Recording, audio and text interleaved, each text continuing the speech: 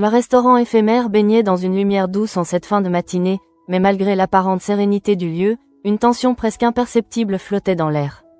Jasmine, concentrée devant son plan de travail, exécutait mécaniquement des gestes qu'elle connaissait pourtant par cœur, comme si son corps avançait sans parvenir à suivre le tumulte qui agitait son esprit. Chaque ingrédient, chaque découpe, chaque parfum éveillait en elle un souvenir de l'institut, de ce lieu qu'elle considérait comme une famille, et c'était précisément ce lien qui rendait sa décision si douloureuse. Face à elle, Lionel et Tom échangeaient des regards inquiets, conscients que quelque chose d'important se jouait sous leurs yeux.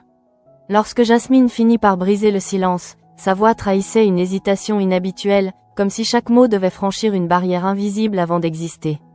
Elle leur confia alors l'existence de la proposition de Louis, évoquant Bordeaux, le poste de professeur, et surtout cette condition qui lui semblait insurmontable, représenter une autre école contre l'Institut.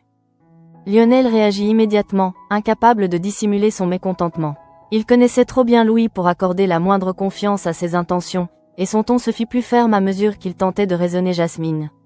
Tom, de son côté, adopta une approche plus mesurée, mais son regard traduisait la même inquiétude. Tous deux comprenaient que cette décision ne concernait pas uniquement une opportunité professionnelle, mais une rupture symbolique avec tout ce que Jasmine avait construit depuis son arrivée à l'Institut. Pendant ce temps, dans les cuisines de l'école, Hector poursuivait les sélections pour constituer la brigade du championnat. L'ambiance y était électrique, chaque élève cherchant à prouver sa valeur sous l'œil exigeant du chef.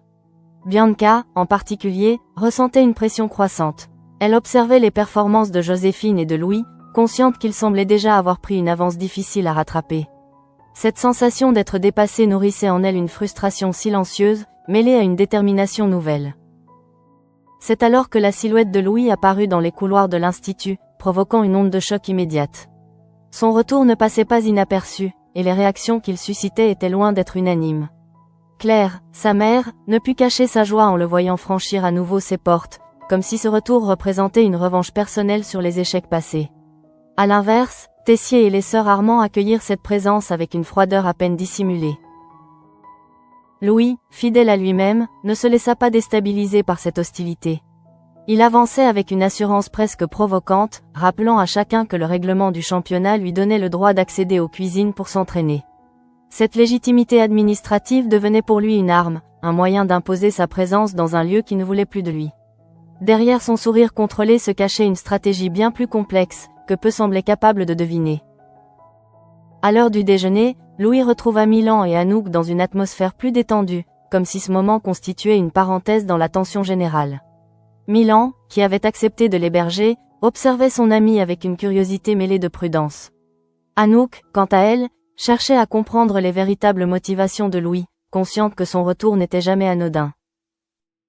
Lorsque Milan s'éloigna quelques instants, Louis profita de ce moment de solitude avec Anouk pour lui révéler la proposition faite à Jasmine. Il décrivit la jeune femme avec une précision troublante, évoquant son talent, sa loyauté, et surtout la faille qu'il espérait exploiter. Il confia attendre sa réponse, mais son regard laissait entendre qu'il était déjà prêt à orienter cette décision dans le sens qui l'arrangeait. Dans le même temps, Jasmine poursuivait son travail à l'atelier, tentant de se convaincre que la cuisine pouvait encore être un refuge. Pourtant, chaque geste lui rappelait la question qu'elle ne pouvait plus ignorer. Lorsqu'elle aperçut Louis entrer dans la pièce, une tension immédiate s'installa entre eux, comme si le simple fait de se retrouver face à face rendait toute fuite impossible. Louis s'approcha lentement, adoptant une posture presque apaisante, mais ses paroles portaient une ambiguïté calculée. Jasmine lui avoua qu'elle n'avait pas encore pris de décision, expliquant qu'elle ne se sentait pas capable de trahir l'Institut, qu'elle considérait comme sa famille. Ces mots semblaient sincères, profondément ancrés en elle, et pourtant ils ne suffisaient pas à dissiper le doute. Louis hocha la tête avec une apparente compréhension, saluant sa loyauté avec un calme déconcertant. Mais il ajouta aussitôt une remarque qui résonna comme un poison lent. Cette loyauté, selon lui, n'était peut-être pas aussi réciproque qu'elle le pensait. Cette simple phrase, glissée presque innocemment, suffisait à fissurer les certitudes de Jasmine, ouvrant la porte à un questionnement qu'elle n'avait jamais envisagé auparavant. Pendant ce temps, Anouk, en observatrice attentive, surprit une conversation entre Tessier et Hector. Le directeur mettait une pression considérable sur les sélections, mais ce n'était pas cela qui attira l'attention de la jeune femme. Ce qui la frappa, c'était la méfiance presque obsessionnelle de Tessier à l'égard de Louis. Il était convaincu que celui-ci préparait un coup, sans toutefois être capable d'en identifier la nature exacte. Anouk comprit alors l'importance de ce qu'elle savait. Le plan de Louis concernant Jasmine n'était pas une simple opportunité professionnelle, mais une manœuvre stratégique. Elle hésita un instant, consciente des conséquences que pouvait avoir sa décision, puis choisit finalement de prévenir Tessier, estimant que le danger était trop grand pour être ignoré. Quelques minutes plus tard, Tessier faisait irruption dans le studio où Jasmine travaillait. Son arrivée brutale brisa instantanément l'équilibre fragile que la jeune femme tentait de maintenir. Sans préambule, il l'accusa de vouloir le trahir, de tourner le dos à tout ce qu'il avait fait pour elle. Ses mots étaient durs, tranchants, et leur violence dépassait largement le cadre professionnel. Jasmine, prise de court, tenta d'expliquer, mais chaque tentative semblait alimenter la colère de Tessier. Il ne cherchait pas à comprendre, seulement à exprimer sa déception et sa colère. Très vite, ses reproches prirent une tournure plus personnelle, presque humiliante, comme si la blessure qu'il ressentait devait absolument trouver un exutoire. Face à cette attaque, quelque chose se brisa en Jasmine. La loyauté qu'elle avait défendue quelques instants plus tôt se transforma en une douleur profonde, nourrie par le sentiment d'injustice. Elle réalisa que, malgré tout ce qu'elle avait donné à l'Institut, elle n'était pas à l'abri du doute, ni du jugement. À ce moment-là, dans un mélange de colère et de tristesse, elle prit une décision qui allait tout changer. Elle déclara qu'elle allait accepter le poste proposé par Louis, et qu'elle représenterait son école au championnat. Ces mots, prononcés avec une détermination nouvelle, marquaient un basculement irréversible. Tessier resta figé, comme frappé par la portée de cette annonce. Jasmine, quant à elle, détourna le regard, consciente que cette décision n'était pas seulement une réponse à Louis, mais aussi une réaction à la blessure infligée par celui qu'elle considérait comme un mentor. Dans ce silence chargé d'émotions, une guerre venait de commencer, sans que personne ne puisse encore en mesurer les conséquences. Dans le sillage de cette confrontation, une onde de choc silencieuse se propagea à travers l'Institut, comme si chaque mur avait absorbé la violence des mots échangés. Jasmine quitta le studio sans un regard en arrière, le cœur battant à un rythme qu'elle ne parvenait plus à contrôler. Elle avait parlé sous le coup de l'émotion, mais à mesure que les secondes s'écoulaient, elle sentait le poids de sa décision s'installer en elle, lourd, irréversible, presque effrayant. Pendant ce temps, Louis observait la scène de loin, sans intervenir, comme un stratège qui voit son plan se dérouler exactement comme prévu. Il n'avait pas besoin de forcer les choses davantage, Tessier avait lui-même précipité la chute de sa protégée. Cette ironie ne lui échappait pas, et un sourire discret se dessina sur ses lèvres, trahissant une satisfaction contenue. Dans un autre coin de l'Institut, l'atmosphère était bien différente, mais tout aussi chargée d'émotions. À la ferme, Alice tentait de masquer la tempête intérieure qui la traversait depuis sa rupture. Elle tournait en rond, incapable de trouver un point d'ancrage, comme si chaque pensée la ramenait inévitablement à ce qui venait de se briser dans sa vie. Solène, attentive, la regardait avec inquiétude, consciente que sa sœur s'approchait d'une limite dangereuse. Alice finit par briser le silence, évoquant les souvenirs de Solène, cette période où elle noyait son chagrin dans l'alcool pour oublier. Il y avait dans ces mots une tentative maladroite de justification, comme si elle cherchait une permission implicite de faire la même chose. Mais Solène réagit immédiatement, refusant catégoriquement de l'encourager dans cette voie. Elle savait trop bien que cette fuite n'apportait qu'un soulagement illusoire. Malgré cette mise en garde, Alice restait prisonnière de son mal-être. Pour lui changer les idées, Solène proposa une sortie au Doubla, espérant que l'ambiance du restaurant pourrait détourner son esprit. Sur le moment, Alice accepta, affichant un semblant d'enthousiasme qui ne trompait personne. Elle avait déjà pris une décision, mais elle ne la partagerait pas immédiatement. Au Doubla, l'agitation habituelle semblait presque rassurante. Les bruits de cuisine, les conversations, les allées et venues du personnel créaient une illusion de normalité. Solène observait Alice du coin de l'œil, cherchant à détecter le moindre signe de dérapage. Mais ce qu'elle ne savait pas encore, c'est que sa sœur avait déjà mis en place un plan discret pour contourner ses interdictions. En coulisses, Alice avait convaincu César de l'aider à ajouter de l'alcool dans ses Virgin Mojito, transformant ces boissons anodines en un piège dont elle était la première victime. Au début, les effets étaient subtils, presque imperceptibles. Elle riait un peu plus fort, parlait avec une légèreté qui contrastait avec son état précédent. Solène, soulagée, crut un instant que la situation s'améliorait. Mais très vite, les choses échappèrent à tout contrôle. L'alcool fit son œuvre, dissolvant les barrières qui retenaient encore Alice. Ses gestes devinrent imprécis, sa voix plus forte, ses émotions plus intenses. Ce qui n'était qu'une tentative d'évasion se transforma en une chute brutale, visible aux yeux de tous. Les regards commencèrent à se tourner vers elle, mélange de surprise et de gêne. Solène comprit alors ce qui se passait. La trahison de sa sœur la frappa de plein fouet, mais elle n'avait pas le temps de s'attarder sur ce sentiment. Il fallait agir, protéger Alice de ses propres excès. Elle tenta de la calmer, de la faire asseoir, mais chaque tentative semblait renforcer la résistance d'Alice, désormais incapable de raisonner correctement. Finalement, Solène n'eut d'autre choix que de la faire sortir du restaurant. L'air extérieur, frais et brutal, ne suffit pas à ramener Alice à la réalité. Au contraire, elle semblait encore plus désorientée, oscillant entre rires incontrôlés et moments de confusion. Dans la rue, la situation devint rapidement ingérable. Alice se mit à marcher sans direction, comme attirée par une énergie qu'elle ne maîtrisait plus.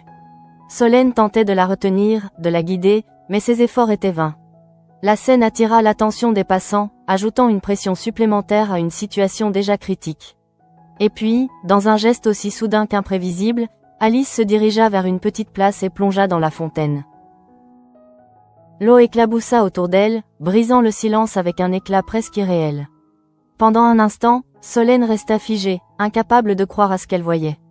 Sa sœur, trempée, riait comme si tout cela n'était qu'un jeu, ignorant complètement la gravité de la situation. Ce contraste entre légèreté apparente et détresse réelle rendait la scène encore plus troublante. Comprenant qu'elle ne pourrait pas gérer seule, Solène prit son téléphone et appela Gaëtan. Sa voix tremblait légèrement lorsqu'elle expliqua la situation, consciente que chaque minute comptait. De son côté, Gaëtan ne posa pas de questions inutiles. Il comprit immédiatement l'urgence et se mit en route, prêt à intervenir. Pendant ce temps, au comptoir, l'ambiance était plus calme, presque introspective. Jude et Thelma partageaient un moment de confidence, chacun évoquant ses propres inquiétudes concernant Matteo. Il y avait entre eux une compréhension mutuelle, née de leurs expériences et de leurs doutes similaires. Ils n'avaient pas besoin de longs discours pour se comprendre, ce qui rendait leur échange d'autant plus sincère. Jude, en particulier, semblait partagé entre espoir et inquiétude. Il préparait sa visite au parloir avec une attention presque excessive, comme si chaque détail pouvait influencer ce moment. Confier le comptoir à Lionel et Zoé n'était pas une décision anodine, mais il savait qu'il devait y aller. Voir Matteo était devenu une nécessité, presque une urgence émotionnelle. Cependant, alors qu'il s'apprêtait à partir, un appel visio interrompit ses préparatifs. Le visage de Matteo apparut à l'écran, fatigué mais déterminé.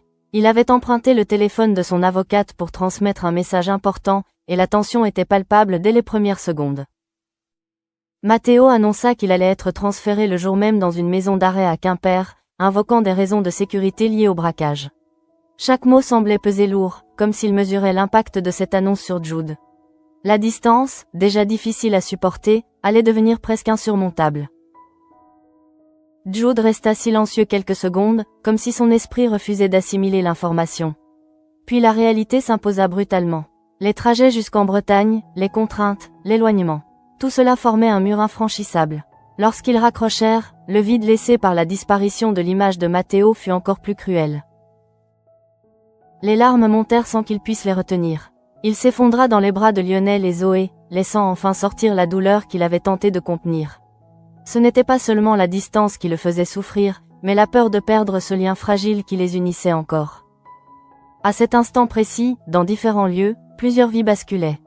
Jasmine venait de franchir une ligne qu'elle ne pourrait plus effacer. Alice touchait le fond d'une détresse qu'elle n'arrivait plus à cacher. Et Jude voyait son amour s'éloigner, emporté par une réalité qu'il ne pouvait pas contrôler. 3 trajectoires, 3 douleurs, qui allaient inévitablement se croiser dans les jours à venir, dessinant les contours d'un avenir incertain. À l'institut, le silence qui suivit l'annonce de Jasmine semblait presque irréel, comme si chacun avait besoin de quelques secondes pour assimiler la portée de ce qui venait de se produire. Dans les couloirs, les regards se croisaient, chargés d'interrogations, de jugements parfois, mais aussi d'une forme de tristesse difficile à exprimer. Car au-delà du conflit apparent, c'était une fracture plus profonde qui venait de s'ouvrir, une blessure invisible au cœur même de cette communauté. Jasmine, de son côté, marchait sans vraiment voir où elle allait, laissant ses pas la guider à travers les allées familières de l'institut. Chaque recoin lui rappelait un souvenir, un moment partagé, une victoire ou un échec qui avait contribué à la façonner. Et pourtant, pour la première fois, elle ressentait une distance étrange, comme si ce lieu ne lui appartenait déjà plus tout à fait. Pendant ce temps, Louis s'était installé dans une salle de travail, entouré de dossiers et de notes, mais son attention n'était pas réellement tournée vers ses préparations culinaires. Il réfléchissait, analysait, anticipait les réactions à venir. Il savait que la décision de Jasmine ne passerait pas inaperçue, et que Tessier ne laisserait pas cette trahison sans réponse. Mais loin de l'inquiéter, cette perspective semblait au contraire nourrir sa détermination. Dans la cuisine principale, Hector poursuivait les sélections avec une rigueur redoublée, comme si l'incident impliquant Jasmine l'avait poussé à resserrer encore davantage les critères. Les élèves, conscients de l'enjeu, redoublaient d'efforts, mais la tension était palpable. Bianca, notamment, avait du mal à trouver sa place dans cette dynamique. Elle observait les autres, cherchant à comprendre ce qui lui manquait pour franchir ce cap, tout en sentant une pression grandissante peser sur ses épaules. Joséphine, de son côté, affichait une confiance qui contrastait avec les doutes de ses camarades. Elle avançait avec assurance, convaincue de ses capacités, et cette attitude ne passait pas inaperçue. Certains y voyaient une force, d'autres une arrogance, mais tous reconnaissaient qu'elle représentait une candidate sérieuse pour la brigade du championnat. Dans un autre registre, le retour de Louis continuait de faire parler. Les discussions allaient bon train, chacun y allant de son interprétation. Pour certains, il s'agissait d'une opportunité de se mesurer à un adversaire de taille. Pour d'autres, c'était une menace, une perturbation dans un équilibre déjà fragile. Mais une chose était certaine, sa présence ne laissait personne indifférent. Anouk, quant à elle, se retrouvait dans une position délicate. En révélant le plan de Louis à Tessier, elle avait agi selon sa conscience, mais elle ne pouvait s'empêcher de se demander si elle n'avait pas contribué, indirectement, à précipiter la décision de Jasmine. Ce doute s'installait en elle, insidieux, remettant en question ses certitudes. Au double A, la situation d'Alice avait pris une tournure plus calme, mais tout aussi préoccupante.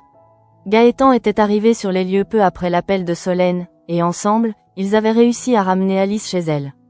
La jeune femme, épuisée par l'alcool et les émotions, s'était laissée guider sans résistance, comme si toute son énergie l'avait abandonnée. Une fois installée dans son lit, elle semblait apaisée, mais ce calme n'était qu'apparent. Son visage portait encore les traces de son agitation, et ses gestes restaient imprévisibles. Solène, assise à ses côtés, ne la quittait pas des yeux, partagée entre colère et inquiétude. Elle ne comprenait pas comment sa sœur avait pu en arriver là, malgré ses avertissements. Gaëtan, plus posé, tenta de tempérer la situation.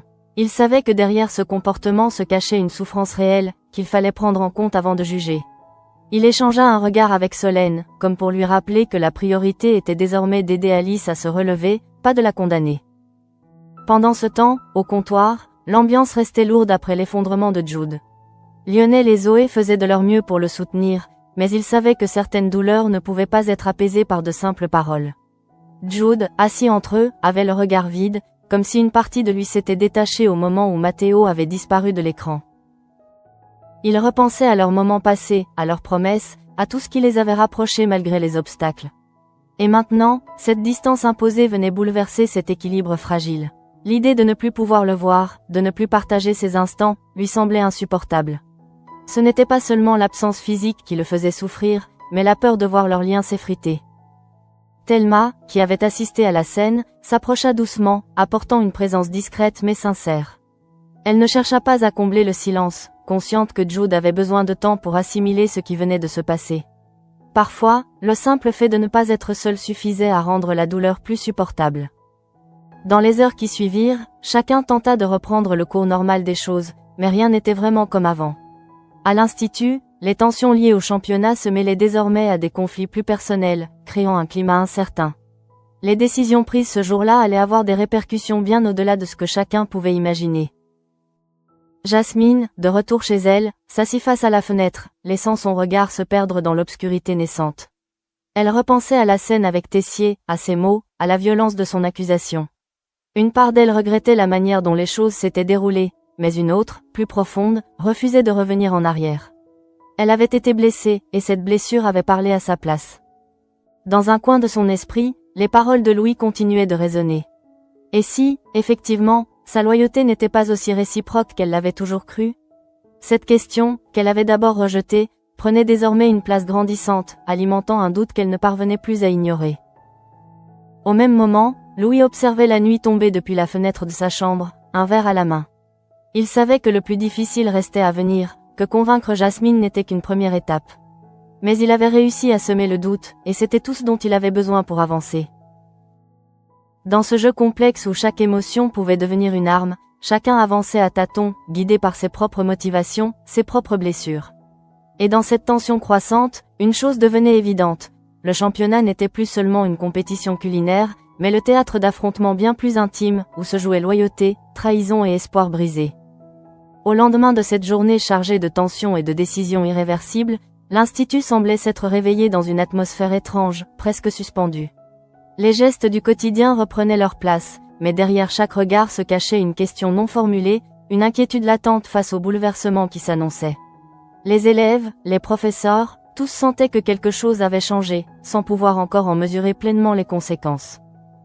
Jasmine, pourtant, avançait avec une détermination nouvelle, comme si le fait d'avoir enfin pris une décision lui avait permis de retrouver une forme d'équilibre. Mais ce calme apparent dissimulait un conflit intérieur toujours présent.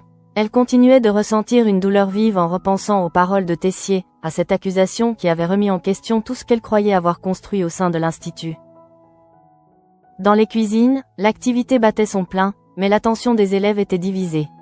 Certains échangeaient discrètement des informations sur la décision de Jasmine, d'autres préféraient se concentrer sur leur travail pour éviter de s'impliquer dans ce qui devenait peu à peu une véritable affaire interne. Hector, quant à lui, maintenait une discipline stricte, conscient que la moindre faille pouvait compromettre les sélections pour le championnat. Bianca, en particulier, ressentait une pression croissante. Elle savait que chaque erreur pouvait lui coûter sa place, et la présence de Louis ne faisait qu'accentuer ce sentiment d'urgence. Elle observait ses gestes, ses techniques, cherchant à comprendre ce qui faisait sa différence. Mais cette comparaison constante nourrissait en elle un doute qu'elle avait du mal à surmonter. Joséphine, de son côté, semblait évoluer dans une dynamique opposée. Elle avançait avec assurance, comme si chaque étape franchie renforçait sa confiance. Cette attitude, bien qu'impressionnante, créait une distance avec certains de ses camarades, qui peinaient à se reconnaître dans cette certitude affichée. Pendant ce temps, dans un bureau isolé, Tessier tentait de reprendre le contrôle de la situation.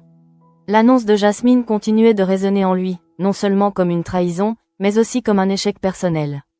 Il se repassait la scène en boucle, cherchant à comprendre à quel moment les choses avaient dérapé. Mais plus il y pensait, plus la colère prenait le dessus sur la réflexion. Anouk, consciente de l'état du directeur, hésitait à intervenir. Elle savait que ces révélations avaient déclenché cette confrontation, et une part d'elle se sentait responsable de ce qui s'était produit. Pourtant, elle ne regrettait pas son choix. À ses yeux, il était nécessaire de prévenir Tessier, même si les conséquences avaient été plus violentes que prévu. Au Doubla, l'ambiance était encore marquée par les événements de la veille. Alice, réveillée avec difficulté, tentait de rassembler les morceaux de sa mémoire, fragmentés par l'alcool. Les images de la fontaine, les éclats de rire, les regards des passants. Tout revenait par vagues, accompagné d'un sentiment de honte qu'elle ne parvenait pas à ignorer. Solène, présente à ses côtés, ne chercha pas à la brusquer. Elle savait que la prise de conscience devait venir d'Alice elle-même. Mais son regard restait ferme, déterminé à ne pas laisser sa sœur retomber dans ce cercle destructeur. Gaëtan, lui, adopta une approche plus douce, tentant de créer un espace de dialogue où Alice pourrait s'exprimer sans crainte d'être jugée. Progressivement, Alice réalisa l'ampleur de ce qui s'était passé. Ce n'était pas seulement une soirée difficile, mais un signal d'alarme, un moment où elle avait perdu le contrôle d'elle-même. Cette prise de conscience, bien que douloureuse, marquait aussi le début d'un possible changement. Elle comprenait désormais que fuir sa douleur ne ferait que l'amplifier. Pendant ce temps, au comptoir, Jude tentait de reprendre pied après l'annonce de Matteo. Il s'efforçait de se concentrer sur les tâches du quotidien, mais son esprit restait ailleurs, constamment ramené à cette distance imposée. Chaque client, chaque commande, devenait un effort, une distraction fragile face à une réalité qu'il ne pouvait pas ignorer. Lionel et Zoé continuaient de le soutenir, présents sans être envahissants. Il comprenait que Jude avait besoin de temps, mais il refusait de le laisser s'isoler complètement. Thelma, elle aussi, restait attentive, consciente que ce genre de situation pouvait rapidement basculer vers une forme de repli plus profond. Dans un moment de calme, Jude s'autorisa à réfléchir à la suite. Comment maintenir une relation à distance dans de telles conditions? Comment continuer à croire en un avenir commun alors que les obstacles semblaient se multiplier? Ces questions restaient sans réponse, mais le simple fait de les formuler marquait une étape dans son processus d'acceptation. À l'Institut, la tension entre Louis et Tessier continuait de s'intensifier. Les deux hommes évoluaient désormais dans une confrontation ouverte, chacun cherchant à affirmer son influence. Louis, fort de la décision de Jasmine, gagnait en crédibilité, tandis que Tessier tentait de préserver l'autorité qu'il exerçait sur ses élèves. Jasmine, au cœur de ce conflit, ressentait le poids de chaque regard posé sur elle. Certains la soutenaient en silence, d'autres la jugeaient ouvertement. Mais au-delà de ses réactions, c'était son propre regard sur elle-même qui devenait le plus difficile à soutenir. Elle se demandait si elle avait agi par conviction ou par réaction, si sa décision était vraiment la sienne. Dans un moment de solitude, elle repensa aux paroles de Louis, à cette idée que la loyauté n'était peut-être pas aussi réciproque qu'elle l'avait toujours cru. Cette pensée, qu'elle avait d'abord rejetée, s'imposait désormais avec une force nouvelle. Elle réalisait que son attachement à l'Institut avait peut-être été à sens unique, ou du moins pas aussi solide qu'elle l'imaginait. Louis, de son côté, continuait de jouer un rôle parfaitement maîtrisé. Il ne cherchait pas à provoquer directement, mais chaque geste, chaque parole était calculée pour renforcer son influence. Il savait que le temps jouait en sa faveur, que les doutes de Jasmine allaient continuer de grandir, nourris par les tensions ambiantes. Ainsi, dans cette atmosphère chargée d'incertitude, chacun avançait à sa manière, tentant de trouver un équilibre entre ses émotions et ses responsabilités. Mais derrière cette apparente normalité, les lignes de fracture se dessinaient de plus en plus nettement, annonçant des affrontements à venir dont l'intensité ne ferait que croître. Les jours suivants s'installèrent dans une routine trompeuse, où chaque instant semblait normal en apparence, mais chargé d'une tension sous-jacente que personne ne pouvait réellement ignorer. À l'Institut, les discussions autour du championnat prenaient une ampleur nouvelle, mêlant ambition et inquiétude. La présence de Louis n'était plus simplement tolérée, elle s'imposait désormais comme une réalité avec laquelle chacun devait composer. Jasmine, plongée au cœur de cette dynamique, ressentait plus que jamais le poids de sa décision. Elle continuait de travailler avec sérieux, refusant de laisser ses émotions interférer avec son professionnalisme. Pourtant, chaque interaction, chaque regard échangé avec ses anciens camarades, lui rappelait qu'elle n'était plus tout à fait à sa place. Ce sentiment d'être entre deux mondes la fragilisait, même si elle s'efforçait de ne rien laisser paraître. Dans les cuisines, les sélections atteignaient une intensité nouvelle. Hector, fidèle à ses exigences, poussait les élèves dans leur retranchement, cherchant à révéler leur potentiel mais aussi leurs limites. Bianca, malgré ses efforts, continuait de douter. Elle observait Joséphine évoluer avec aisance, et cette comparaison constante nourrissait en elle une frustration qu'elle peinait à canaliser. À l'inverse, Joséphine semblait tirer parti de cette pression. Chaque défi devenait pour elle une opportunité de briller, et son assurance ne faisait que grandir. Mais cette confiance affichée n'était pas sans conséquences, elle accentuait les rivalités, créant des tensions qui dépassaient le simple cadre de la compétition. Pendant ce temps, Louis poursuivait son ascension avec une maîtrise presque déconcertante. Il se montrait présent, disponible, mais jamais envahissant, comme s'il savait exactement jusqu'où aller pour ne pas susciter une opposition trop frontale. Son influence grandissait progressivement, alimentée par les doutes qui s'installaient chez certains élèves. Jasmine, en particulier, se retrouvait de plus en plus sensible à ses arguments. Elle repensait aux paroles de Tessier, à cette colère qui avait balayé toute tentative de dialogue. Elle se demandait si cette réaction révélait une réalité qu'elle n'avait pas voulu voir, celle d'un institut capable de rejeter ses propres élèves dès lors qu'ils ne correspondaient plus à ses attentes. Dans un moment d'échange avec Louis, elle tenta de mettre des mots sur ce qu'elle ressentait. Elle évoqua sa loyauté, son attachement à l'Institut, mais aussi le sentiment d'avoir été trahie par celui qu'elle considérait comme un mentor. Louis l'écouta attentivement, sans jamais chercher à imposer son point de vue. Il se contenta de reformuler ses propres doutes, comme pour les rendre plus réels encore. Ce jeu subtil, où chaque mot semblait peser, renforçait l'emprise qu'il exerçait sur elle. Jasmine n'était pas naïve, elle percevait cette stratégie, mais cela ne suffisait pas à s'en détacher. Car au-delà de la manipulation, il y avait aussi une part de vérité qu'elle ne pouvait ignorer. À l'Institut, Tessier tentait de reprendre le contrôle de la situation, mais son autorité semblait fragilisée. L'affaire Jasmine avait laissé des traces, et certains élèves commençaient à remettre en question ses méthodes. Cette remise en cause, bien que discrète, constituait une menace qu'il ne pouvait pas se permettre d'ignorer. Dans un moment de solitude, il se retrouva face à ses propres contradictions. Il savait qu'il avait dépassé certaines limites, que ses paroles avaient été trop dures. Mais reconnaître cette erreur revenait à admettre une faiblesse qu'il refusait d'assumer. Alors il préféra se concentrer sur le championnat, sur cet objectif concret qui lui permettait de canaliser son énergie. Au double A, Alice faisait face aux conséquences de ses actes. La honte ressentie après sa soirée d'excès ne l'avait pas quittée, et elle devait désormais reconstruire une image d'elle-même mise à mal. Solène restait présente, attentive, mais elle ne cherchait plus à contrôler chaque geste de sa sœur. Elle avait compris que le changement devait venir d'Alice elle-même. Gaëtan, lui, jouait un rôle plus discret mais tout aussi essentiel. Il encourageait Alice à verbaliser ce qu'elle ressentait, à ne pas fuir ses émotions. Ce travail, lent et difficile, commençait à porter ses fruits. Alice prenait conscience de ses mécanismes, de cette tendance à éviter la douleur plutôt qu'à l'affronter. Peu à peu, elle retrouvait une forme de stabilité, même si le chemin restait long. Elle comprenait que sa rupture n'était pas seulement une perte, mais aussi une opportunité de se redéfinir. Cette prise de conscience, fragile mais sincère, marquait un tournant dans son évolution. Au comptoir, Jude tentait lui aussi de reconstruire un équilibre. La distance avec Matteo restait une épreuve, mais il refusait de laisser cette situation définir entièrement sa vie. Il continuait de travailler, de s'entourer, même si chaque moment de calme laissait place à une mélancolie persistante. Les échanges avec Matteo, désormais plus rares, devenaient d'autant plus précieux. Chaque appel, chaque message prenait une importance particulière, comme si leur relation devait désormais se nourrir de ces fragments de présence. Cette réalité, difficile à accepter, les obligeait à repenser leur manière d'aimer. Dans un moment d'intimité, Jude confia à Thelma ses craintes de voir leur lien s'effriter. Il redoutait que la distance ne crée un fossé impossible à combler.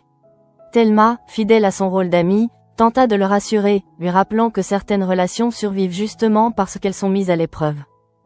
À l'institut, les tensions continuaient de s'accumuler, créant un climat où chaque décision semblait lourde de conséquences. Le championnat approchait, et avec lui, la promesse d'un affrontement qui dépasserait largement le cadre culinaire.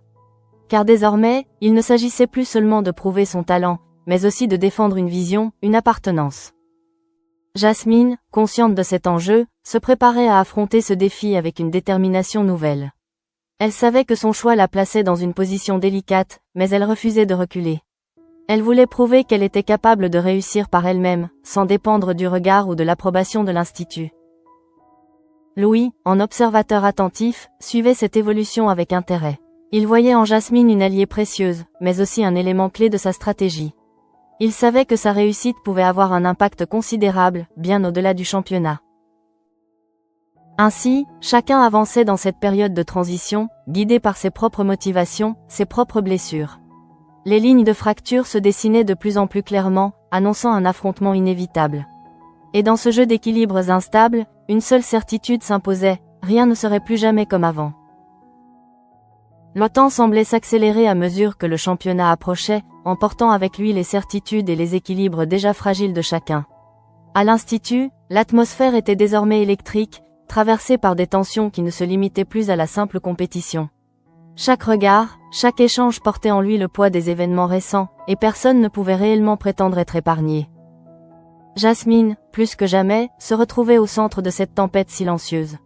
Sa décision avait marqué une rupture nette, mais les conséquences continuaient de se déployer, jour après jour, comme une onde impossible à contenir. Elle ressentait la distance grandissante avec ceux qui avaient autrefois été ses alliés, mais elle refusait de céder à la culpabilité. Elle s'était engagée dans cette voie, et elle devait désormais aller jusqu'au bout.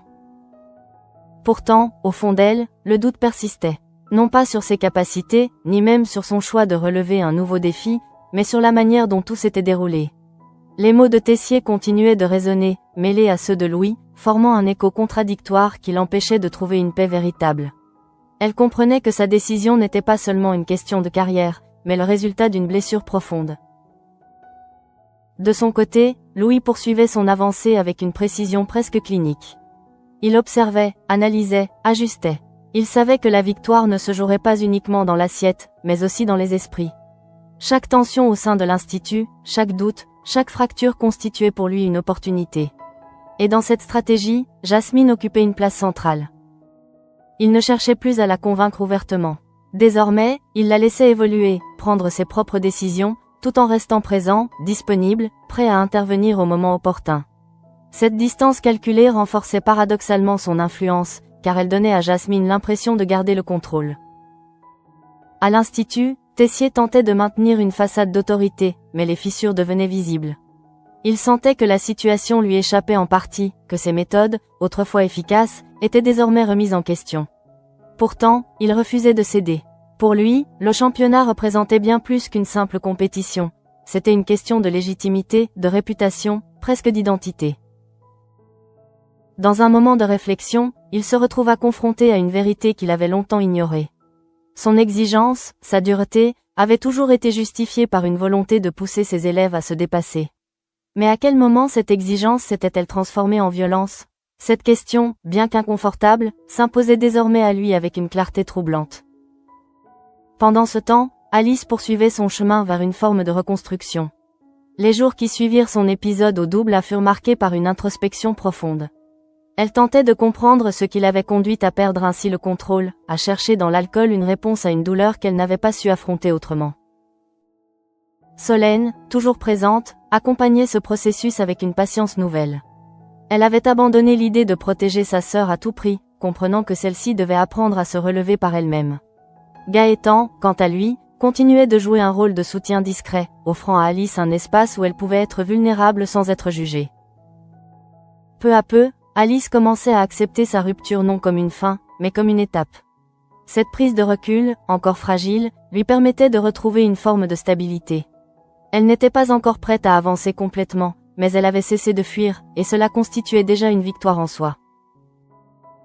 Au comptoir, Jude vivait une évolution similaire, bien que teintée d'une mélancolie persistante. La distance avec Matteo restait une réalité difficile à accepter, mais il apprenait à composer avec cette absence. Chaque échange avec lui devenait un moment précieux, une parenthèse dans un quotidien marqué par le manque. Il comprenait désormais que leur relation ne pourrait plus être la même, qu'elle devait se réinventer pour survivre. Cette idée, bien que douloureuse, lui offrait aussi une forme d'espoir. Car tant qu'il restait un lien, aussi fragile soit-il, il y avait une possibilité de continuer. À l'Institut, les préparatifs du championnat atteignaient leur point culminant. Les équipes se formaient, les stratégies se précisaient, et chacun se préparait à donner le meilleur de lui-même. Mais derrière cette effervescence, les tensions restaient présentes, prêtes à ressurgir à la moindre occasion.